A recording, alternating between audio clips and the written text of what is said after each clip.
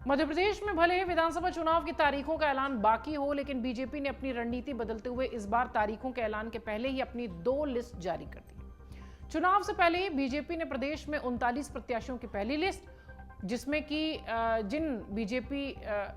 जिन सीटों पर बीजेपी बुरी तरह से हारी थी वहां पर ऐलान था। ऐसी सीटों पर प्रत्याशियों की तैयारी करने के लिए वक्त देना चाहती थी पार्टी, लिहाजा लिस्ट जारी की गई है। अब पार्टी मध्य प्रदेश में विधानसभा चुनाव की दूसरी लिस्ट भी जारी कर दी है, जिसमें कि 39 प्रत्याशियों के नाम है। खास बात यह है कि इस लिस्ट में बड़े नाम हैं, 7 सांसद, 3 केंद्रीय मंत्री, इसी की चर्चा ज्यादा हो रही है। इस लिस्ट में 3 केंद्रीय मंत्री नरेंद्र सिंह तोमर, फग्गन सिंह कुलस्ते और प्रहलाद पटेल का नाम शामिल है।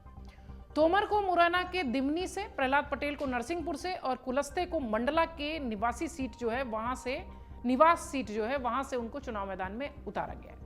इसके अलावा कैलाश विजयवर्गीय को इंदौर की 1 और राकेश सिंह को जबलपुर पश्चिमी सीट से टिकट दिया गया।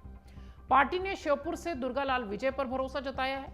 लाहार से अमरीश शर्मा गुड्डू, सेवड़ा से प्रदीप अग्रवाल, करैरा से रमेश खटीक, देवरी से ब्रिजबिहारी पटेरिया, राजनगर से अरविंद पटेरिया, सतना से गणेश सिंह, सीधी से रीति पाठक, सिंहावल से विश्वामित्र पाठक, कोतमा से दिलीप जायसवाल, डिंडोरी से पंकज टेकम और कटंगी से गौरव पारधी को टिकट मिला। कुल मिलाकर बीजेपी ने एमपी में 78 सीटों पर अपने प्रत्याशियों का ऐलान कर दिया। पहली लिस्ट में हारी सीटें थी और दूसरी लिस्ट में भी उसमें की कई सीटें शामिल हैं। जहां बीजेपी को 2018 में विधानसभा चुनाव में जीत हासिल हुई थी, उसमें भी कई सारी सीटें ऐसी हैं। दूसरी लिस्ट में मोदी सरकार के 3 मंत्रियों को पार्टी ने विधानसभा चुनाव में उतारा है। 4 और सांसदों को भी पार्टी विधानसभा चुनाव लड़ने के लिए टिकट दे चुकी है। संकेत साफ है, बीजेपी पिछली हार से सबक लेते हुए कैंडिडेट चयन को लेकर फूंक कर कदम रख रही है। पिछली बार पार्टी को 109 सीटों से संतोष करना पड़ा था, वहीं कांग्रेस 114 सीटें हासिल करती हुई दिखाई पड़ी थी। निर्दलीय विधायकों के सहयोग से कमलनाथ सरकार बनाने में कामयाब रहे थे। हालांकि वोट शेयर के हिसाब से बीजेपी को कांग्रेस से ज्यादा वोट मिले थे। हाल ही में एक मीडिया ने जब अमित शाह से भोपाल पर सीएम फेस को लेकर शिवराज सिंह चौहान का नाम लिया, तो गृह मंत्री अमित शाह ने साफ तौर पर सीएम फेस को लेकर अपना रुख साफ किया और ये चुनाव पीएम मोदी के नाम पर लड़ा जा रहा है, ये बात उन्होंने कही। उन्होंने कोई जवाब नहीं दिया, उन्होंने कहा पीएम मोदी के नाम पर ये चुनाव लड़ रहा है।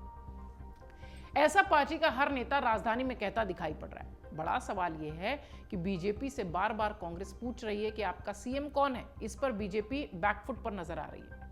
अब पार्टी ने उन नेताओं पर भी दाव लगाया है जो सीएम पद की दौड़ में शामिल रहे थे, या यूं कहें कि गाहे बगाहे इन नामों की चर्चा लगातार होती रही है। नरेंद्र सिंह तोमर हो, कैलाश विजयवर्गीय हो, प्रहलाद पटेल हो, ये वो 3 नाम हैं जिसके चर्चा सत्ता के गलियारों में होती ही रहती है, चुनाव हो या ना हो। अब पार्टी हैवीवेट नामों के लिए चुनावी नैया पार लगाने की कोशिश में है। इन्हीं नामों के जरिए इन 78 में कितनी सीटें बीजेपी जीतेगी, इस पर सबकी निगाहें रहेंगी, क्योंकि तैयारी के लिए प्रत्याशियों का जो वक्त भी है वो खास है, क्योंकि बहुत ज्यादा समय उन्हें मिल रहा है। 230 सीटों वाली मध्य प्रदेश विधानसभा में जीत हासिल करेगा जो भी, वही सरकार बनाने में कामयाब होगा। और माना यह जा रहा है कि ये जो 78 सीटें हैं जिन पर कि बीजेपी ने लिस्ट जारी कर दी है, ये उसकी कमजोर कड़ी रही है। और अगर इस कमजोर कड़ी को इतना पहले लोगों का नाम जारी करने के बाद अगर काम नहीं आया, तो शायद ये नुकसान उन्हें उठाना पड़ सकता है। हालांकि मध्य प्रदेश के लिहाज से ये भी कहा जाता है कि ये जो 78 सीटें हैं, अगर इसमें किसी भी पार्टी ने बढ़त बना ली तो उसकी सरकार बनाने की जो राहें हैं वो आसान हो जाती हैं। अमर उजाला अब आपके टीवी पर भी। अपने स्मार्ट टीवी पर YouTube पर सर्च करें अमर उजाला, चैनल सब्सक्राइब करें और देखें ताजा खबरें, वो भी HD क्वालिटी में। और हाँ, बेल आइकन दबाना ना भूलें ताकि हर खबर हो आपके घर।